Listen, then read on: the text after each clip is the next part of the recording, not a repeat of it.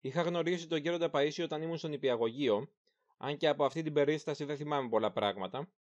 Αργότερα στη ζωή μου, άρχισα να διαβάζω τα βιβλία που είχε εκδώσει η Μονή του Αγίου Ιωάννου του Θεολόγου της Ουρωτής, στο οποίο έχουν καταγραφεί οι συμβουλές που είχε δώσει ο Γέροντας σε μοναχές όταν τον ρώταγαν για διάφορα πνευματικά θέματα.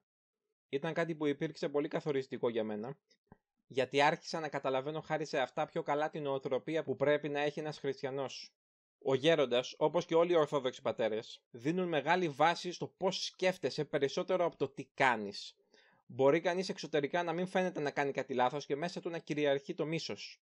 Είναι για μένα άσχημο το γεγονός ότι πολλοί ενδιαφέρονται για τον Γέροντα όχι για τις νουθεσίες του, αλλά για τα θαύματα και τις προφητείες. Μέσα από τα βιβλία του θυμάμαι χαρακτηριστικά να λέει τη φράση «Δεν μου αρέσει να μιλάω για προφητείες». Είχε δώσει επίσης έμφαση στο να εξετάζουμε αν κάτι που φαίνεται σαν θαύμα είναι ένα απλό φυσικό φαινόμενο. Όπως είχε αναφέρει ότι νόμιζαν ότι μια εικόνα της Παναγίας είχε δακρύσει και απλά είχε μαζέψει υγρασία η εικόνα. Δεν το λέω αυτό γιατί περιφρονώ τις προφητείες ή τα θαύματα και δεν αμφισβητώ ότι όντως είχε κάνει και τα δύο. Αλλά η ουσία της ζωής του Αγίου Παϊσίου δεν βρισκόταν εκεί. Η ουσία ήταν ο αγώνας του να πλησιάσει το Θεό με το να γίνει καλύτερος άνθρωπος.